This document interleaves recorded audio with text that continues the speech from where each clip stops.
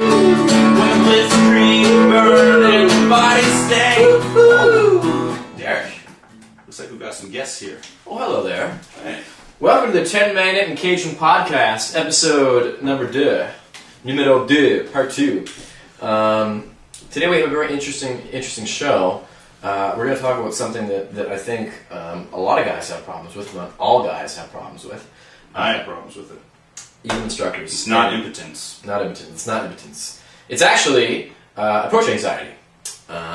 We have a question, actually. Yeah, so we've got a question from this guy, from this fellow Dave on the forums, theattractionforums.com, and he asks us, hey, Tenmagnet and Cajun, I get nervous when I'm going out and meeting women, and sometimes I feel afraid to approach them. What can I do to get rid of this approach anxiety? And it's something that a lot of guys have. Personally, what I do is I have a little blanket that I bring with me. It's from my childhood, and I take it with me actually to the bars. And when I'm feeling kind of insecure, and when I'm feeling kind of afraid, when I'm feeling nervous, scared of a girl, I make a little tent around myself, and I make a tent around myself, and it's my safe place, where I can feel safe and secure. Do this, and I feel safe. Yeah. No, I'm just kidding. I have balls. Oh, you were kidding? Yeah. Yeah. No, yeah, you have to suck it up. You really have to suck it up, and you have to just approach women. Derek also was kidding. No, seriously, approach anxiety is like a real thing. Like everybody gets it. I get it. It's weird, but sometimes you see a beautiful woman, you're intimidated, and you're afraid to approach her. And it's so true, and it happens to everybody. And I'll tell you what, I don't think there really is a way to 100% get rid of approach anxiety. You always have to deal with it. You have to handle it. Yeah. Yeah. Like huge amounts of cocaine will do that, but then you're an idiot. But so you have a couple of strategies, right? Yeah. Well, one of the things I do, and I think this is something that a lot of guys do. Is negative visualization, and this is something that actually is terrible in terms of approach anxiety. In fact, I think a lot of approach anxiety comes from negative visualization. What that is basically thinking of everything that could go wrong before you actually do it, right? So this happens to students all the time. I'll say, hey, go up with those two girls, go talk to those two girls. And I'll see his face, and he'll be thinking in his head all the things that could go wrong. Like he'll be thinking of his opener, but he'll be thinking all the ways he could go wrong. And all of a sudden, those 1, 2, 3, 4, 5 different things he thinks in his head that could go wrong amount to the task almost being impossible. He thinks, oh my god, I can't even do this anymore. There's way too many things. That's totally true. Whereas, like the other thing you can do is you can do a positive visualization, where you actually picture in your mind, deliberately picture in your mind, going up, approaching a woman, having some kind of line or whatever you're going to say, and having everything work out perfectly. And the cool thing about that is, if you have a positive visualization and you really work that through in your head, and that's really what you're thinking, what you're kind of expecting when you go in. You say you go in with a question, with an opinion opener. You walk in, and the girl asks you, "Is that a line?" And your reaction is instinctively, "What?" Because you're expecting this awesome thing to happen, and when you get a negative reaction, your response is actually be like, "Huh?" Yeah. What a weird question for you to ask. Which is exactly the kind of reaction you want to give. When and what happens is she'll be like, oh, sorry, never mind. I just saw this. I just read this book called The Game, and guys use questions like that, and you can be like, oh, yeah, that sounds like a weird book. And there's a big difference, too, because if you go in with negative visualization, what's going to happen is it's almost like, when you say a lie, and you know it's a lie, and you get caught in the lie, and you go, this defense mechanism kicks in, you're like, what are you talking about? You get all nervous and shit. The same thing happens when a girl catches you, when you think you're going in with a line that she's going to call you on, and she does, that negative, your ego comes in to protect you and shit, and she knows that. She notices the fact that you're trying to make an excuse, and you just get blown out, it creeps her out, and you're done.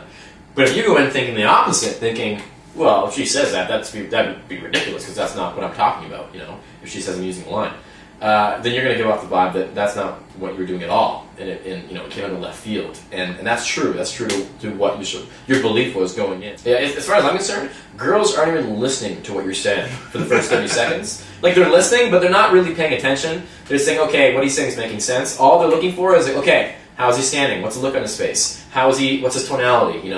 how is he responding to the way that I'm looking at him? They're looking at all these little tiny things that give them hints at the type of person that you are and the reason why you're asking the question. Now, if those hints add up to he's trying to hit on me and he's self-conscious and he's scared, then you're going to get blown out.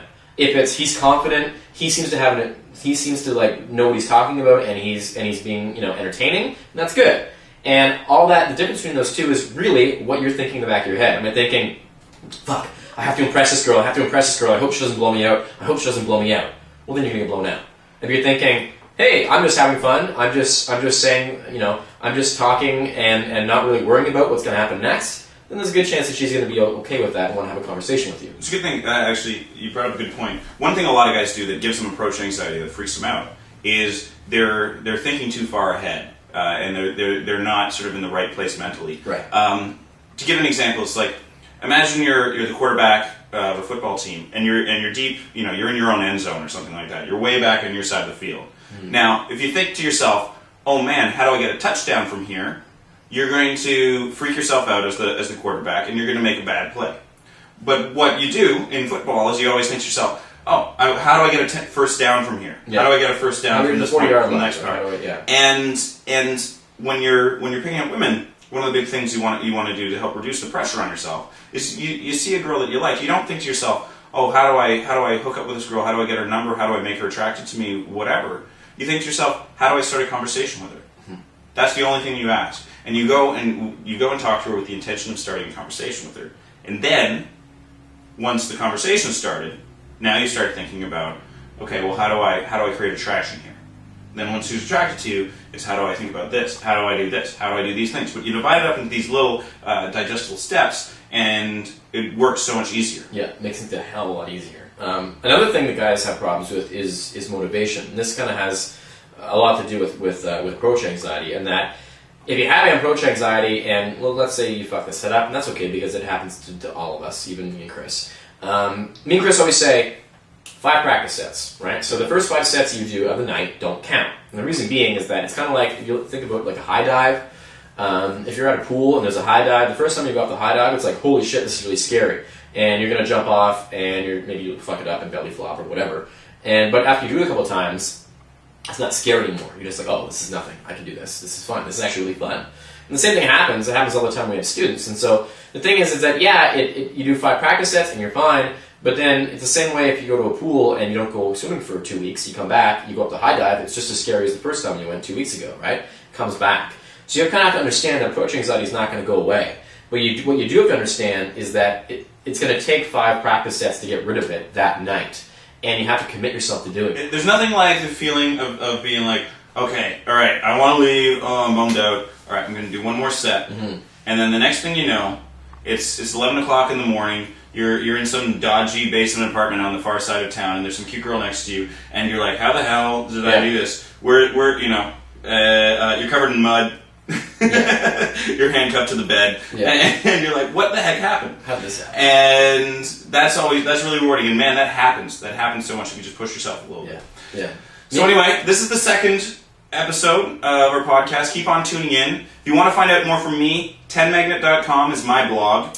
CajunsBlog.com is mine. I'll update it soon, I promise. And we've got boot camps coming up in Austin, Texas. We're doing Toronto. We're doing Vancouver. I'm doing Calgary. There might be one in Detroit. Actually, it would be the first time we've done Detroit. Or Windsor? It's going to be in Windsor, Ontario, actually, in Canada, just across the border. But just across the river. Then we're doing Barcelona, Paris, and Amsterdam, which is going to be awesome. Everybody from all around the world come out to our boot camps in those cities because it's going to be fantastic. It's our first time in Barcelona and Paris. Not just me and Chris, but LoveSystems in general, I think, isn't it? Yeah, it would be the first time LoveSystems has been in Barcelona and Paris. Anyway, guys, check us out at our websites, LoveSystems.com.